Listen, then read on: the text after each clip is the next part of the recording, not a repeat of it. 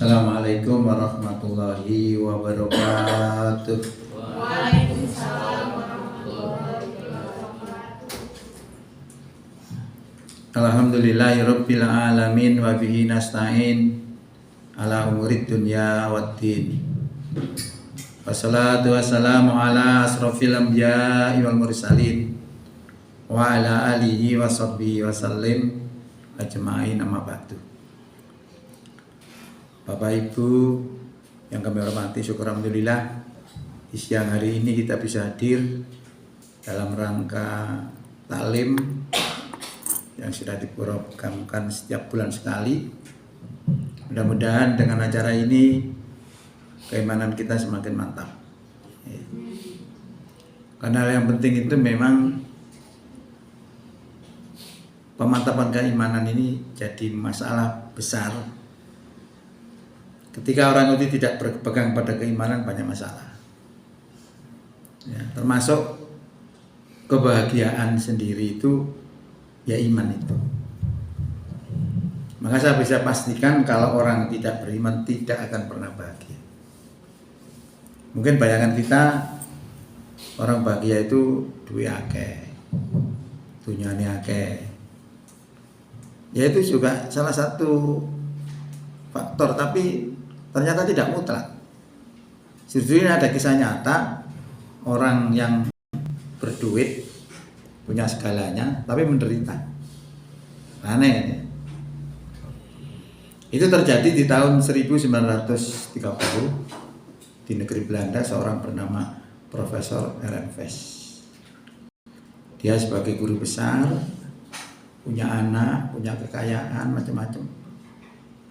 Ya, tapi dia ada sesuatu yang tidak sesuai dengan harapannya, dan itu menjadikan susah. Dari susah itu akhirnya terjadi peristiwa tragis, dia membunuh anaknya dan dia sendiri bunuh diri. Padahal soge itu gara-gara anaknya itu bodoh, ya disekolahkan kemana-mana pacet bodoh, lah izin gitu. Profesor anaknya bodoh, anaknya siapa ya saya ya. Nah akhirnya dia tidak bisa menahan rasa malunya seperti itu, akhirnya anak ditembak. Nah setelah ditembak dia bingung, ya apa. Akhirnya dia ditembak sendiri oleh dirinya sendiri, bunuh diri. Dua nyawa sekaligus. Karena apa? Tidak bisa menerima takdir. Lah yang bisa menerima takdir itu siapa? Orang beriman. Makanya saya bilang, kalau orang tidak beriman tidak akan bahagia. Pasti. Nah, kalau orang beriman itu, kalau kita menerima sesuatu yang kita anggap tidak enak, itu pun belum tentu jelek untuk kita. Sesuatu yang kita anggap baik, itu pun juga belum tentu baik untuk kita.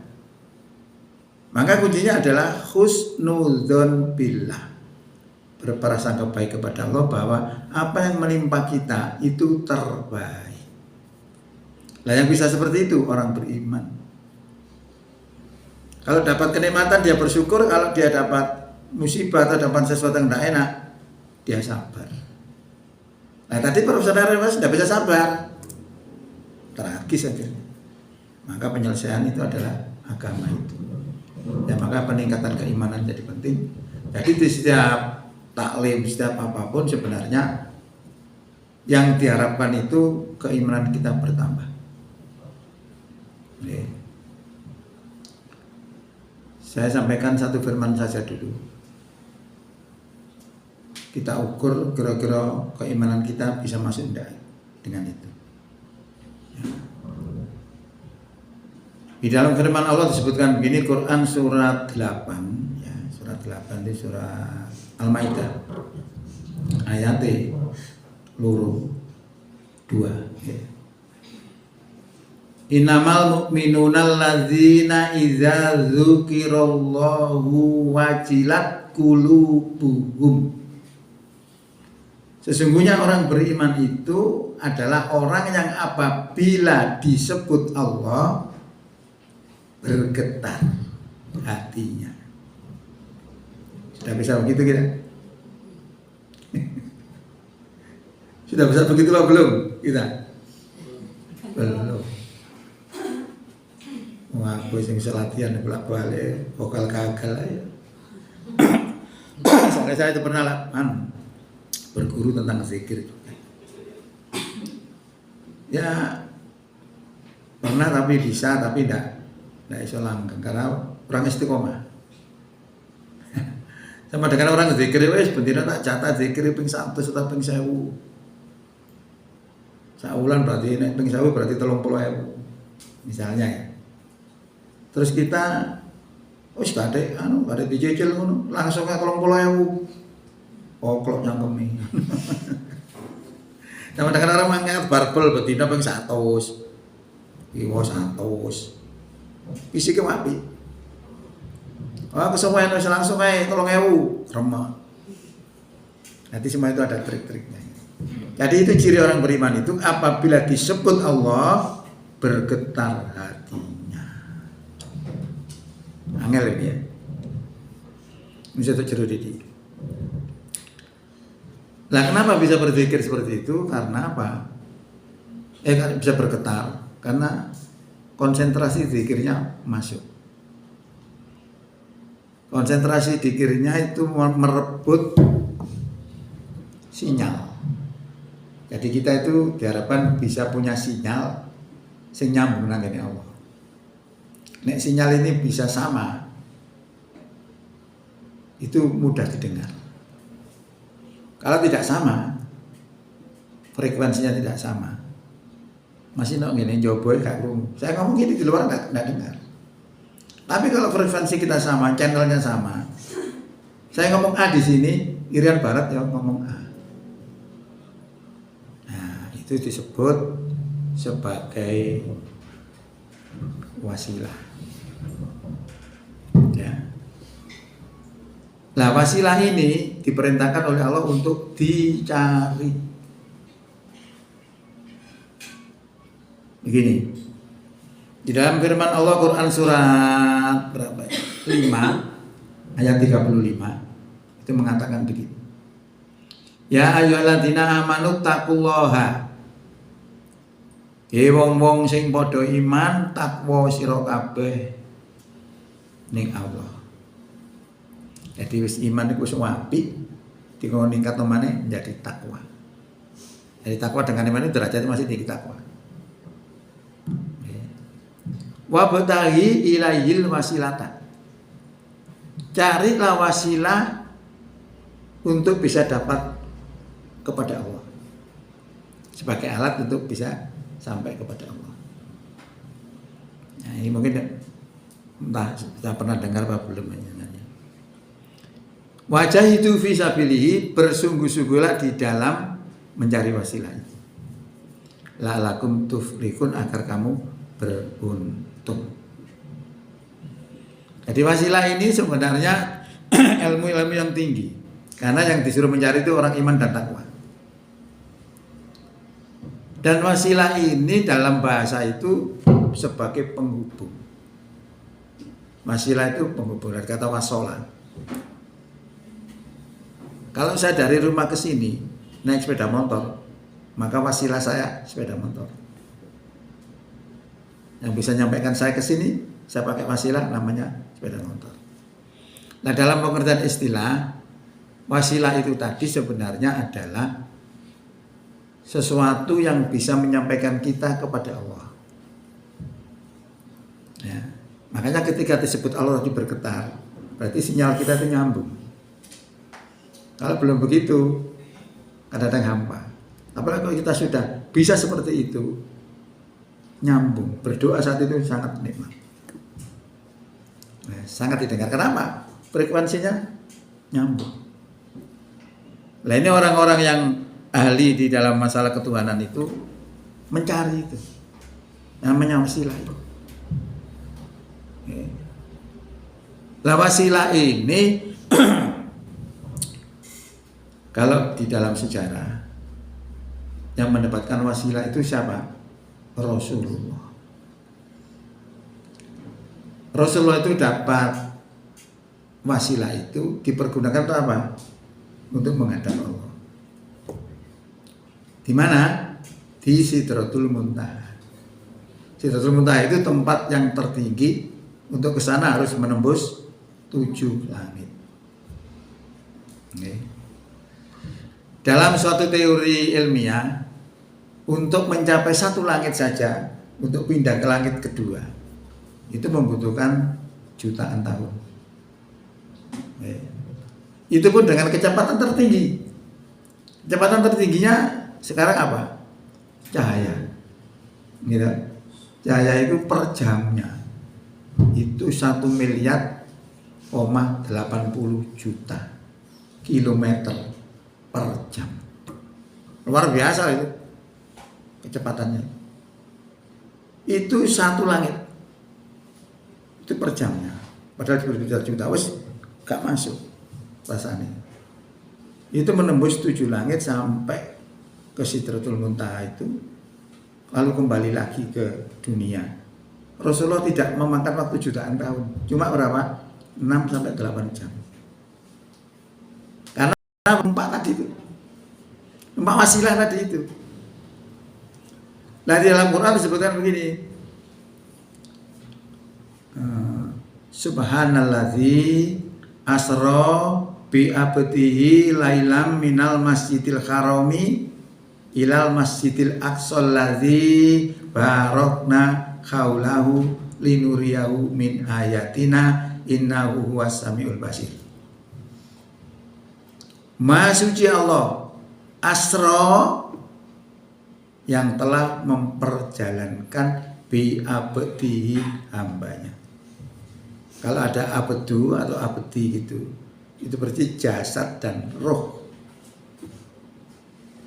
Ya, diperjalankan oleh Allah. Tidak jalan si Rasulullah itu. Diperjalankan, nah itu namanya wasilah. Naik wasilah kalau orang bilang naik apa? Buruk.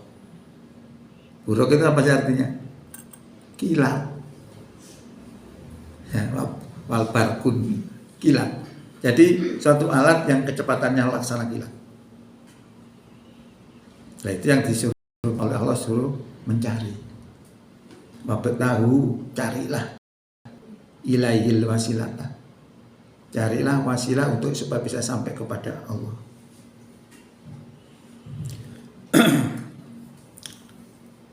Nah kalau di Muhammadiyah, sehingga ini gak masuk. Ya. Tapi kalau di Muhammadiyah ini kan bicara ilmu sufi namanya. Ilmu sufi itu ilmu untuk memperbaiki hati. Nah, kenapa di Muhammadiyah kok kadang gak senang dengan begitu itu karena yang melakukan itu banyak mengamalkan hadis-hadis yang tidak ada dasarnya.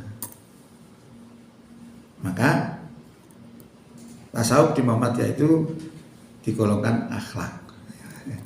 Akhlak sudah masuk sama. Nah, kalau kita laksanakan secara ilmiah atau berdasarkan hadis atau Quran, jadi tidak ada masalah. Seperti ruqyah itu kan sama. Ada yang ada dasarnya, ada yang tidak. Kalau yang nggak ada dasarnya ya malah nggak boleh. Ya.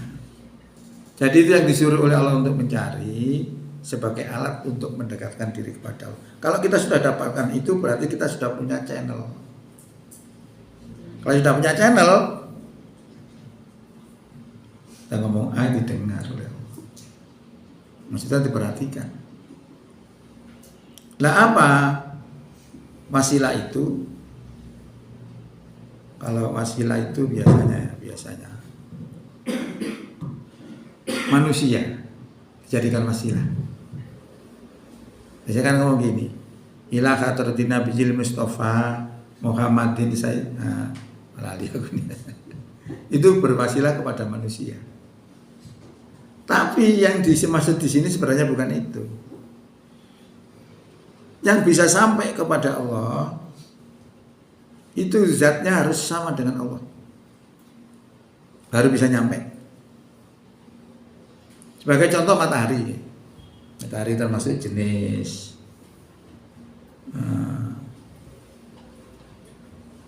ayat-ayat kauniyah. Ayat-ayat kauniyah itu ayat yang terdapat di alam tapi tidak dibahas di Quran. Contoh matahari.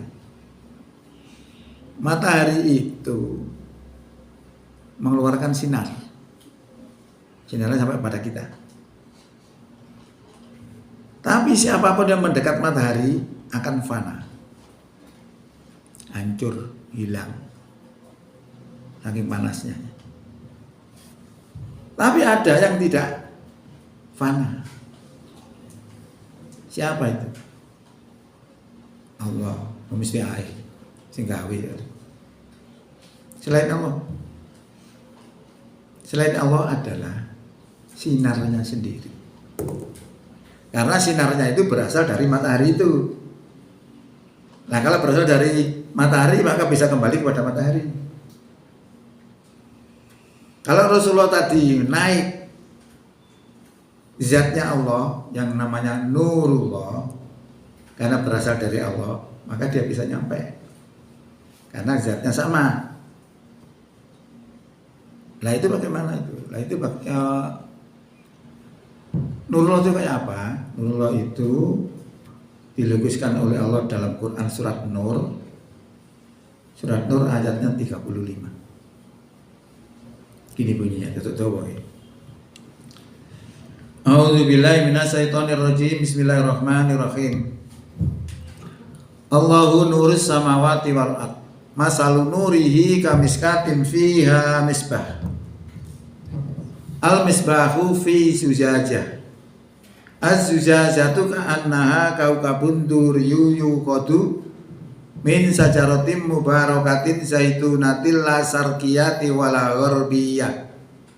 Yakadu zaituha yudhi'u walau lam tamsas hunar. Nurun ala nur. Yahdilahu linurihi mayyasa wa yatribullahul amsala linnas wallahu bikulli syai'in alim. Allah itu pemberi cahaya langit dan bumi. Perumpamaan cahayanya seperti sebuah lubang yang tidak tembus. Di dalam lubang yang tidak tembus itu ada pelita. Mana lampu nih?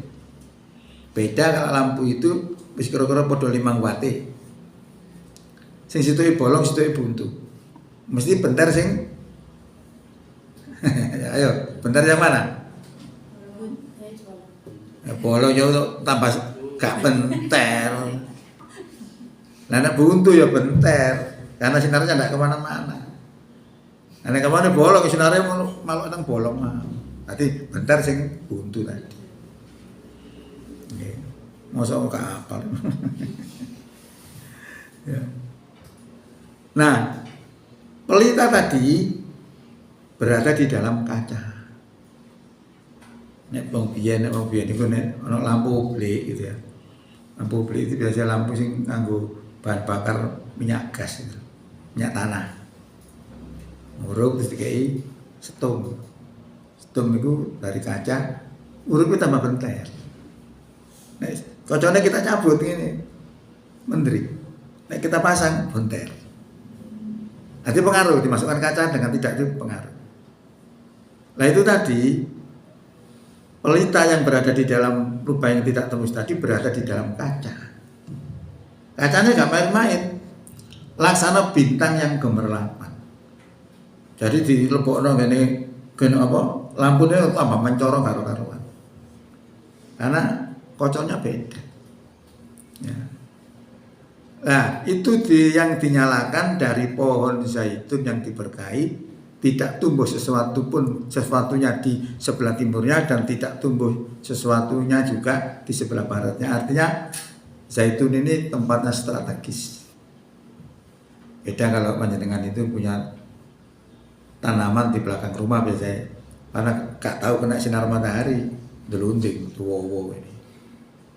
Ya, beda dengan strategis. Itu sangat bagus. Ya.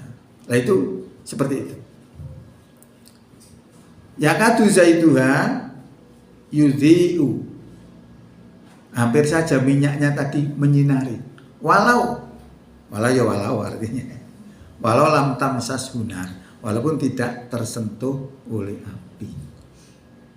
Lu ada loh bahan yang tidak kena api tapi bisa bersinar. Contohnya apa? Pakaiane apa sih biasanya bengi-bengi masih kan lampu nih kayak moro. Pakaiane polisi sing parkir tahu gitu. Kan ada itu. Ya. Lah itu seperti itu. Jadi minyaknya itu bisa menerangi walaupun tidak tersentuh oleh api. Nurun ala nurin, cahaya di atas cahaya. Itu gambaran wasilah tadi, nur Allah. Ya. Nur ala nurin yahdilahu li nurihi mayyasha.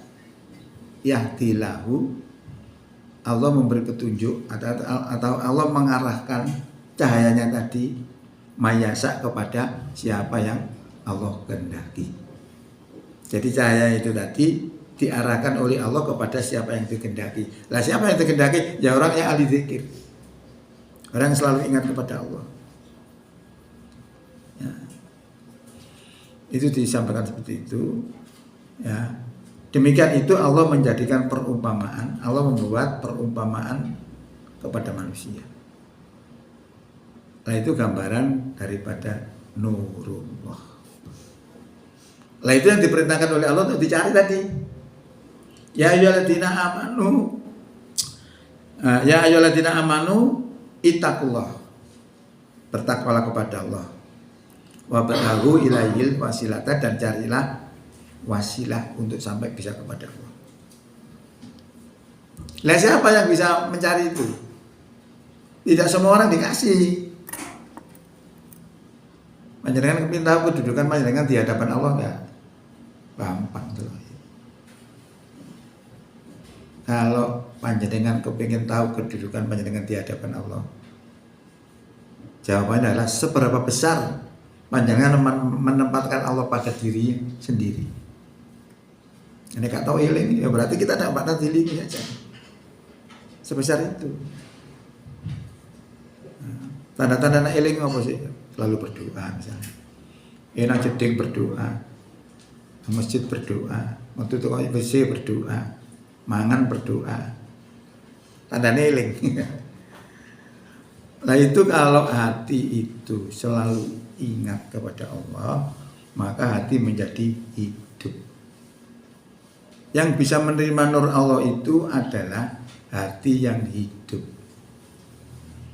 Hati yang hidup itu disebabkan karena zikrullah. Ya. Nah, zikrullah itu dilaksanakan dalam keadaan apapun. Kalau panjenengan lihat Quran surat 3, ya, surat 3 itu di akhir surat itu ada menyatakan begini. Alladzina yadhkurunallaha qiyaman wa qu'udan wa ala junubihim. Yaitu orang yang berzikir kepada Allah dalam keadaan berdiri, dalam keadaan duduk, dalam keadaan berbaring. Nah ini memang triknya itu begitu kalau kepingin dekat dengan Allah. Ada trik-trik sendiri.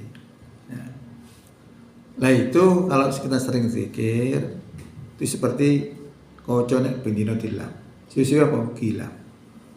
Nek gila ono lampu mantul. Nek katu dilap perang-perang tahun ya bola. Masih ono sinari lampu gak mantul. Beda dengan yang bersih.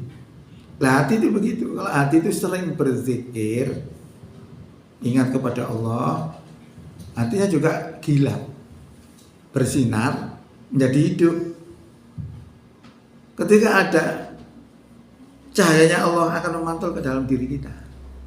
Makanya orang yang biasanya ahli zikir itu memiliki ilmu lebih dibandingkan dengan yang selalu lupa.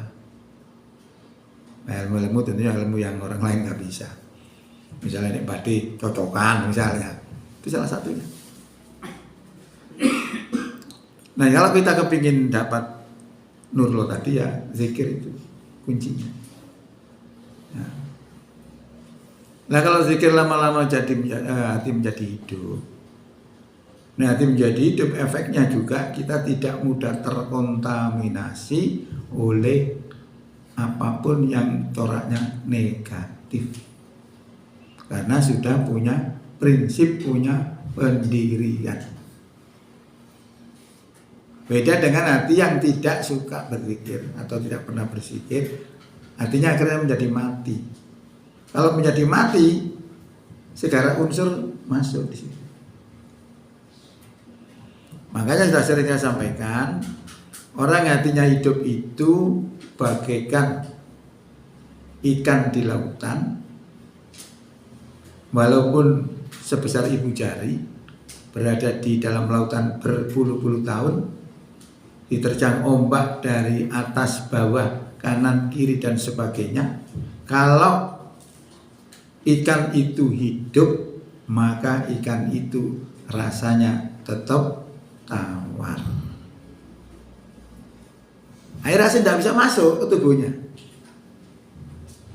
Soalnya apa? Dibentengi oleh hidupnya ikan. Tapi nah ikan itu tadi mati, gak pakai puluhan tahun. Sekarang mati, kita masukkan air asin, langsung jadi asin. Itu maknanya ketika kita itu hidup di masyarakat, lautan masyarakat yang gelombangnya bermacam-macam. Gelombang wis karo-karon ono sing kelakone apik, ono kelakone elek. Selama hati itu hidup, maka unsur-unsur negatif dari masyarakat tidak bisa masuk. Tapi kalau orang itu hatinya mati, maka unsur-unsur negatif akan masuk. Kalau kumpul dengan penjudi, jadi penjudi. Kalau kumpul dengan penipu, jadi penipu. Masuk asinnya masyarakat. Maka dengan ilmu ini kita bisa melihat orang itu hatinya hidup atau mati.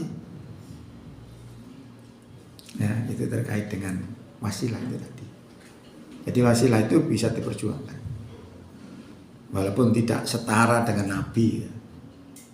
Tapi ada, sehingga Rasulullah itu pernah mengatakan, kalau hati itu kemasukan cahaya Allah, itu ada tandanya.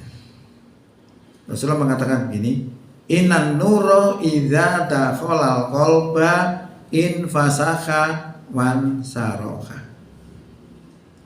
Apabila nur cahaya Allah masuk ke dalam hati, maka hati itu menjadi lapang dan tenang.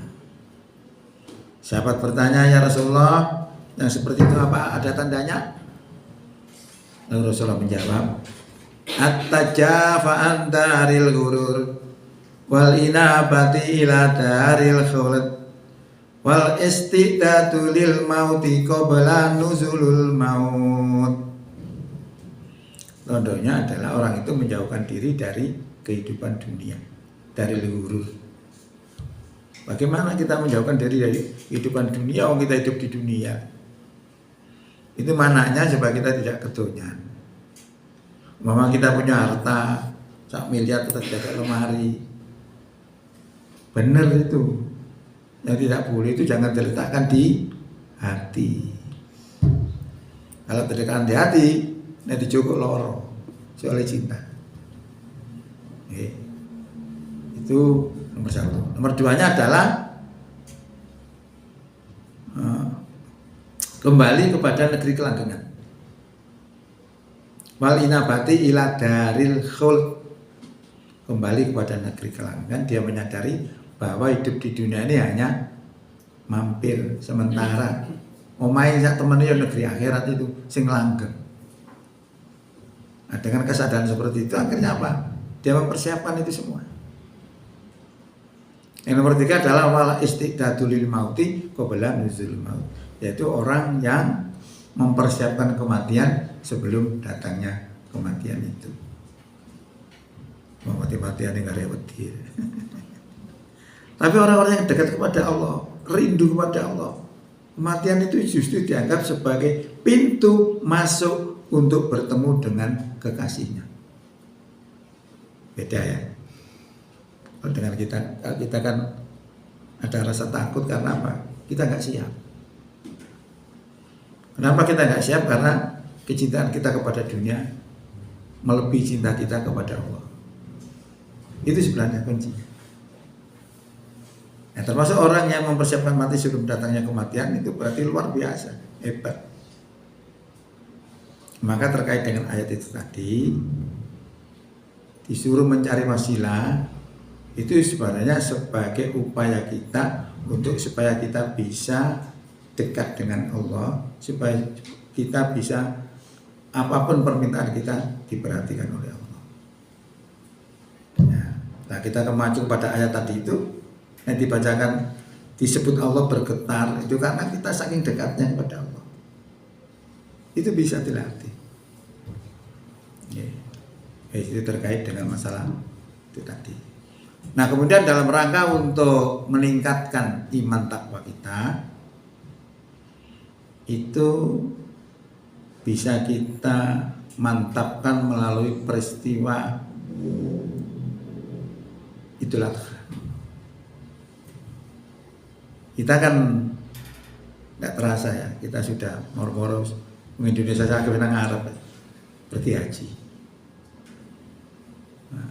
Nah, karena haji ini ada hubungannya dengan peristiwa Ibrahim. Seperti sa'i, ya sa'i. Sa'i itu lari-lari kecil dari Bukit Sofa ke Marwah. Itu ternyata sejarahnya adalah istri Ibrahim ketika ditinggal di padang pasir, hanya ditemani Ismail saja yang masih kecil. Itu dia mondar-mandir dari Bukit Sofa ke Marwah. Ini ketemu wong.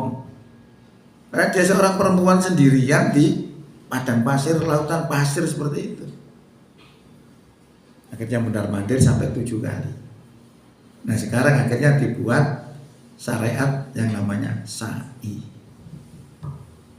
Melempar jumroh sama. Melempar jumroh itu dulu ketika Nabi Ibrahim disuruh untuk menyembelih putranya, dihalang-halangi oleh iblis. Intinya jangan dilakukan. Mulai soleh kok dibeleh.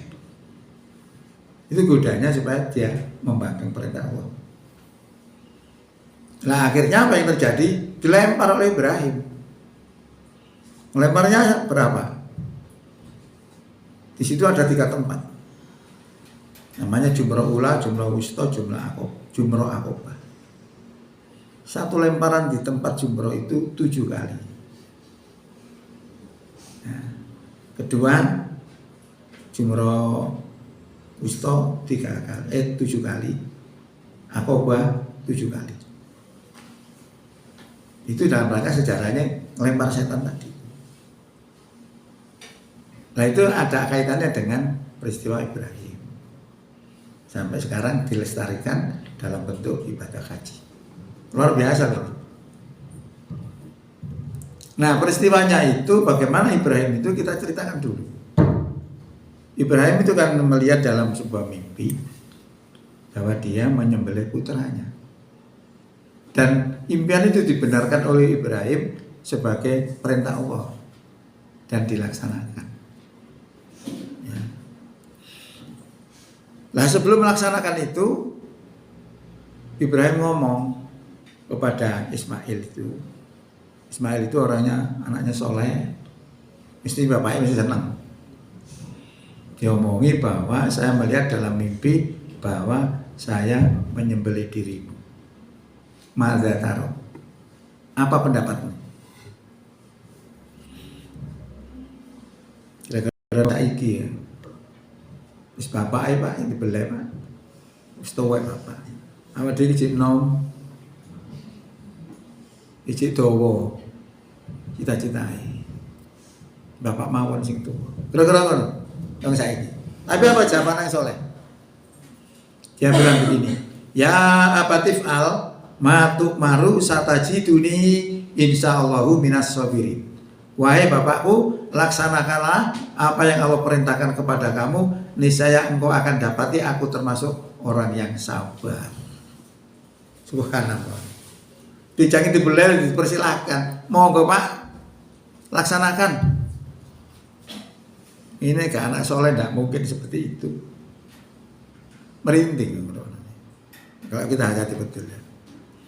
Jadi Ibrahim berkorban sesuatu yang sangat berharga, anaknya. Anaknya namanya Ismail tadi berkorban nyawanya. Dan itu responnya nggak pakai tawar menawar, langsung oke, monggo. Seperti itu. Istrinya tadi ditinggal di padang pasir sama. Padang pasir ditinggal karo Ibrahim.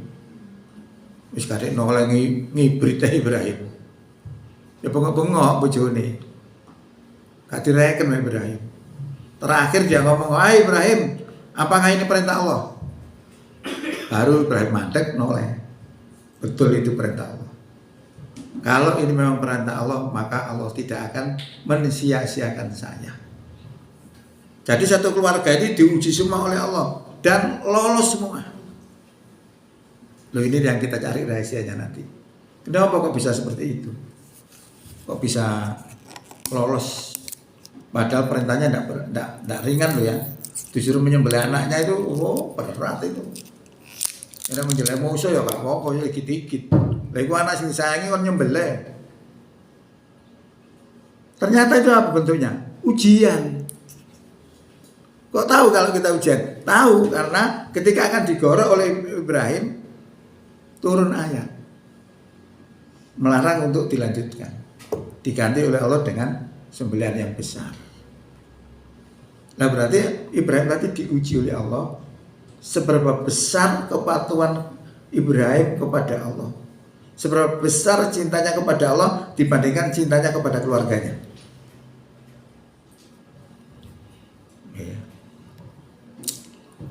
Nah ternyata lulus. Nah ternyata kalau kita analisis dengan Quran, bahwa Ibrahim lebih mengutamakan perintah Allah. Itu berarti cocok dengan Al-Quran surat Taubat ayat 44. Surat Taubat ayat 44 bunyi begini. Qul in kana aba'ukum wa abna'ukum wa ikhwanukum wa azwajukum wa asiratukum wa amwalun iktaraftumuha wa tijaratun taksawna kasada wa masakinu tardawnaha ahabba ilaikum minallahi wa rasulihi wa jihadin fi sabilihi fatarabbasu hatta ya'tiyallahu bi amrih wallahu la yahdil qaumal fasikin. Kita nggak bisa.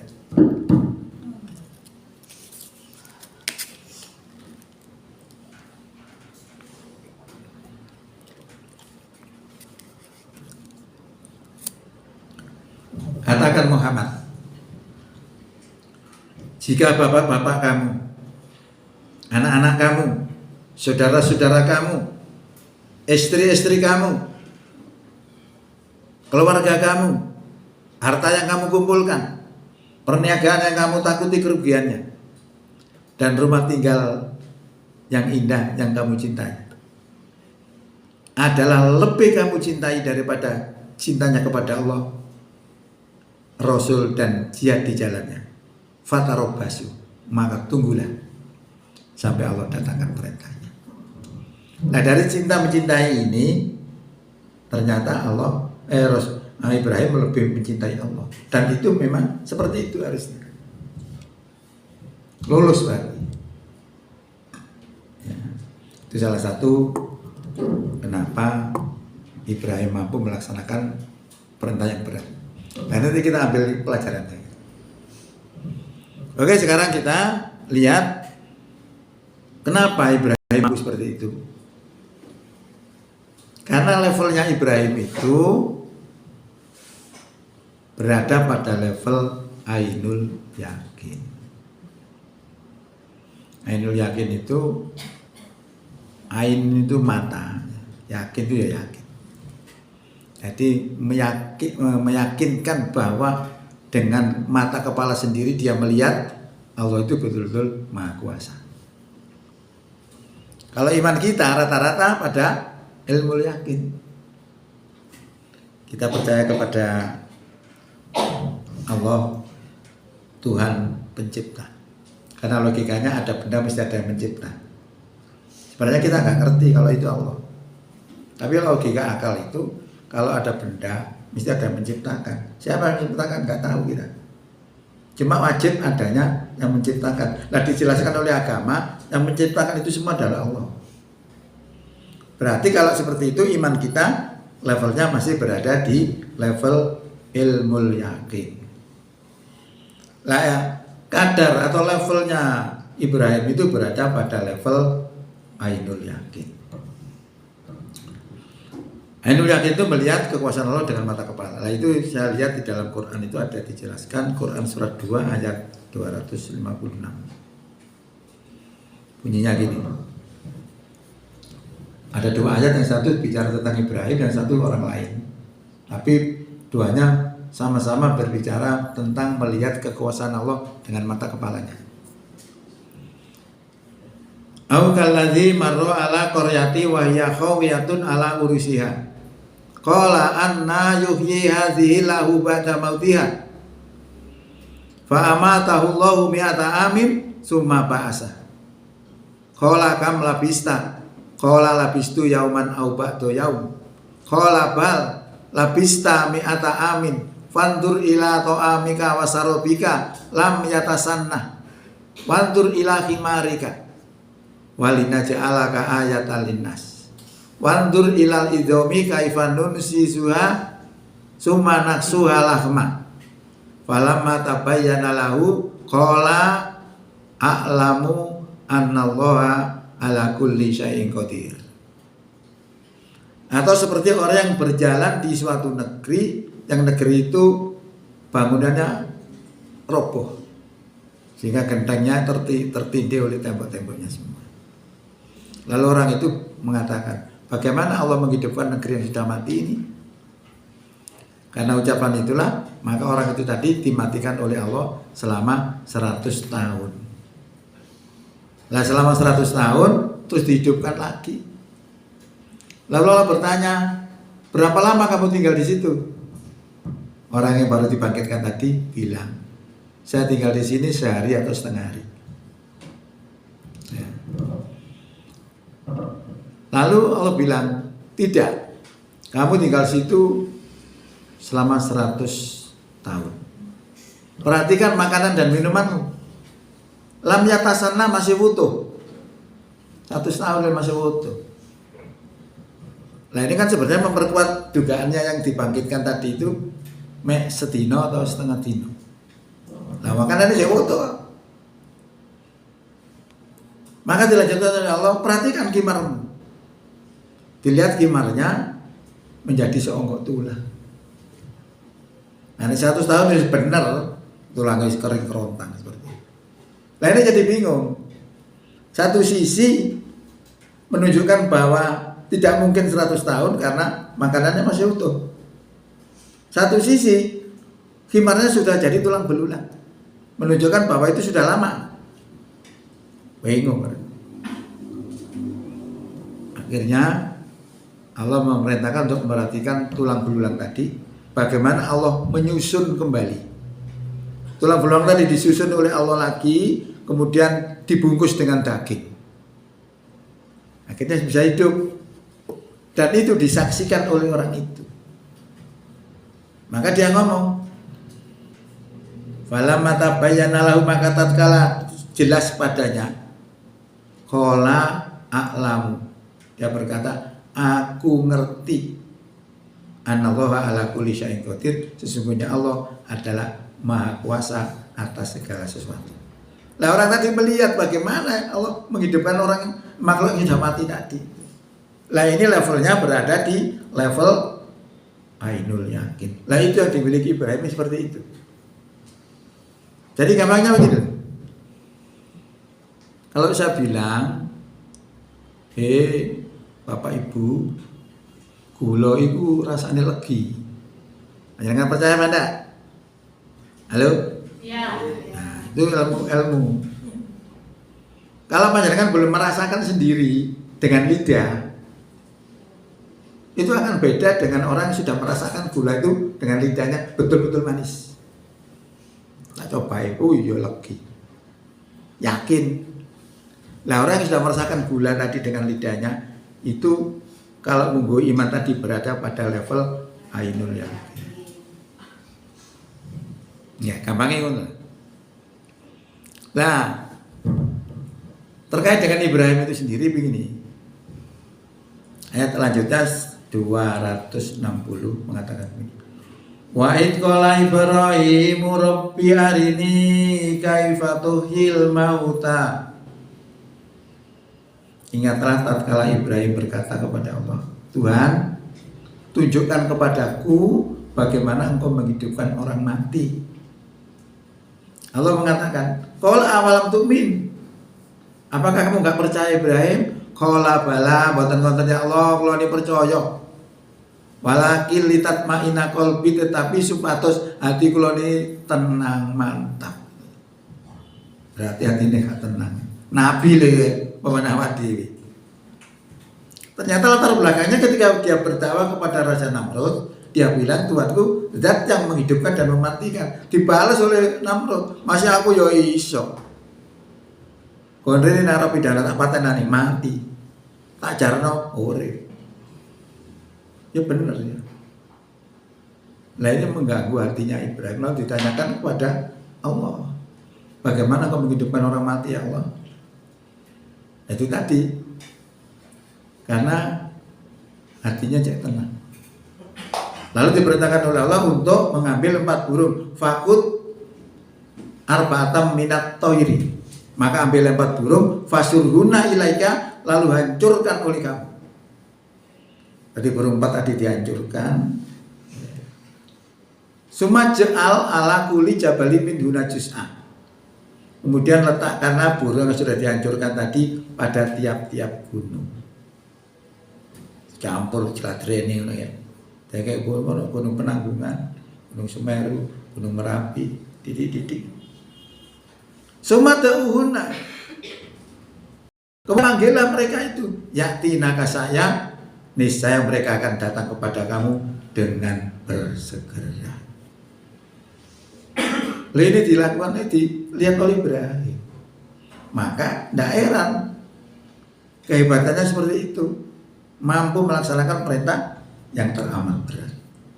Karena levelnya berada di situ. Nah, apakah kita bisa mencapai level itu? Walaupun bisa atau tidak, umpama bisa, masuk ke sak level Ibrahim lumayan. Ya. Kita buktikan bahwa makhluk yang sudah mati bisa hidup kembali. Kita itu kadang-kadang lengah ya dengan kejadian-kejadian seperti itu. Kalau kita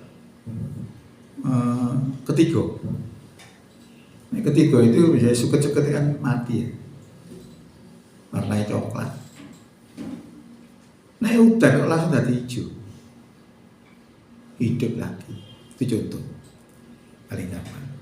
Nah kalau kita dalam kehidupan nyata bisa kita ambil peristiwa cloning.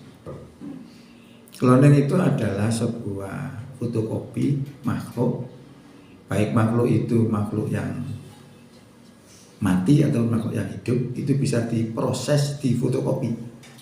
Nah hasil fotokopi ini sama dengan yang di fotokopi, maka disebut clone. Cloning itu adalah fotokopi.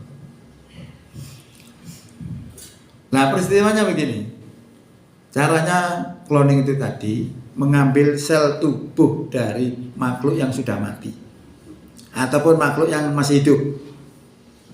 Nah sel tubuh ini disenyawakan dengan sel telur perempuan, bukan menungso, oke perempuan.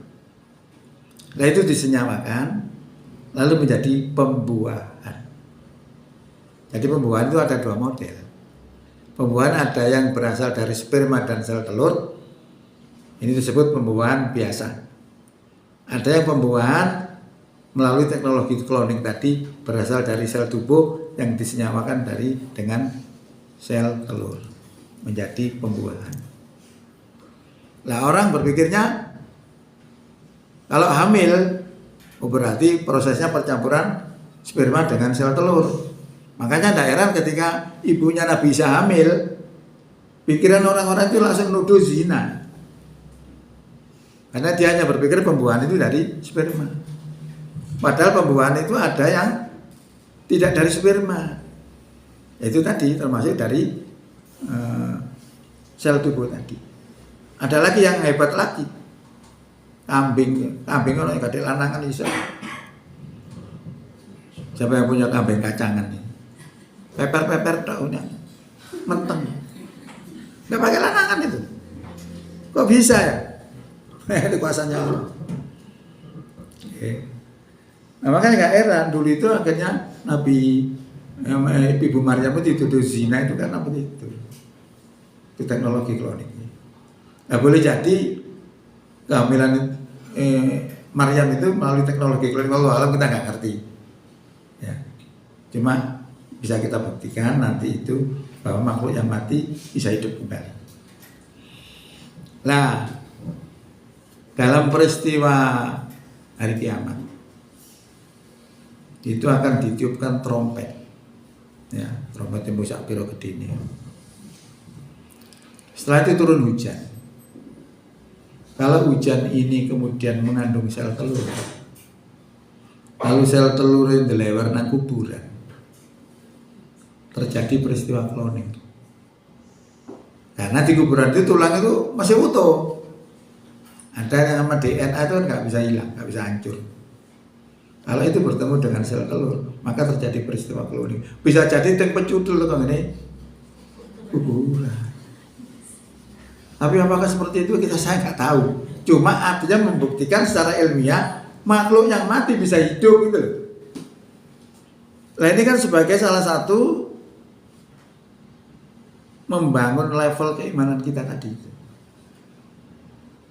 Nah itu untuk meyakinkan bahwa nanti manusia akan dihidupkan kembali, akan dibangkitkan kembali. Lu sangat mungkin peristiwa itu tadi. Nah kalau kita hayati itu dengan, dan itu sudah banyak terjadi di dunia ini, sudah banyak orang yang mengkloning kambing yang hebat-hebat itu, dikloning. Itu sudah terjadi. Lah kalau manusia kok belum pernah terjadi, manusia memang ada larangan dari para ulama. Nanti khawatirnya nanti kalau dia betul-betul menjadi manusia kloning, kira-kira bapak ini sopo?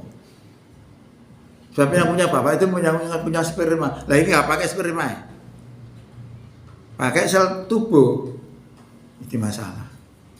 Lah kok warisnya sopo? Masalah. Maka akhirnya dilarang. Wis oleh cloning menungso. Yang dibolehkan adalah cloning hewan. Ya. Itu adalah dalam rangka untuk memperkuat keimanan kita. Ternyata kita bisa memantapkan lewat teknologi cloning dengan mata kepala sendiri atau dengan keilmuan itu tadi, bahwa makhluk yang sudah mati bisa hidup kembali. Nah, jadi apa yang kami sampaikan di dalam pertemuan kali ini adalah memperkuat keimanan kita, ya, dalam rangka menumbuh suburkan iman itu supaya lebih mantap, karena Allah sudah berfirman tadi, wa idza tuliyat alaihim ayatuhu zadatuhum imana. Apabila dibacakan ayat-ayat Allah, zadathum, bertambahlah mereka apanya? Imannya. Ya, dengan membaca ayat-ayat Quran itu, maka iman kita diharapkan bertambah. Nah, tentunya ayat-ayat Quran yang kita memahami maknanya. Kalau kita nggak paham maknanya, yo angel. Dibacakan ngomong apa? Artinya apa? Apa taika hafal muka artinya ngomong. Apa ya? Apa ya? Nah, maksudnya artinya gitu. Jadi kalau kita pahami seperti itu, insya Allah. Jadi kuncinya supaya kita bisa dekat kepada Allah, supaya doa kita diterima oleh Allah, ibadah kita diterima Allah, usahakan kita memiliki wasilah. Nah, wasilah tadi itu, supaya mendapatkan wasilah itu, hati kita harus selalu hidup. Nah, supaya hati kita selalu hidup, caranya berzikir secara rutin. Kalau seperti itu akhirnya hidup, maka Allah akan menggiring cahaya itu kepada siapa yang dikehendaki. Siapa yang dikehendaki oleh Allah? Yang hatinya hidup. Nah, yang dapat pertama kali itu adalah Rasulullah. Makanya ada istilah dulu itu Rasulullah jangan Isra Mi'raj dibedah dadanya barang ya. Pernah dengar nggak itu? Itu bukan dalam arti yang sesungguhnya. Makanya dibersihkan hatinya itu dari sifat-sifat yang tidak baik. Dimasuki dengan nurullah itu. Gitu loh ya. Maka dia menaik itulah sampai kepada Allah di Sidratul Muntaha, tempat yang tertinggi. Maka dalam Isra Mi'raj itu disebutkan apa sih tujuan Isra Mi'raj? Linuriyahu min ayatina. Supaya kami perlihatkan kepada Muhammad itu ayatina, ayat-ayat kami. Nah, ditunjukkan bagaimana perjalanan itu sebegitu jauh hanya ditempuh waktu sebentar. Bagaimana ketika di Sidratul Muntaha dia melihat malaikat di sana berzikir semua. Di sana ada surga, indaha jannatul ma'wa. Ada disebutkan dalam Quran surat Najm itu. Jadi untuk membuktikan bahwa Isra Mi'rajnya Nabi itu, panjenengan bisa lihat dalam Quran surat Najm ayat sekitar 7 sampai 18. Ya, kira-kira di situ. Kalau kita melihat Isra-nya Rasulullah, Qurannya panjenengan lihat Quran surat 17 ayat 1. Asra. Jadi Allah memperjalankan hambanya tadi. Memperjalankan lewat apa? Numpak apa? Numpak buruk. Buruk itu kilat. Jadi yang secara ilmiah itu adalah nurullah, cahaya Allah. Yang saya kira itu ini saja. Mudah-mudahan apa yang kami sampaikan ini bisa membangkitkan semangat kita untuk beriman, karena dengan iman ini segala permasalahan selesai. Kalau orang tidak iman,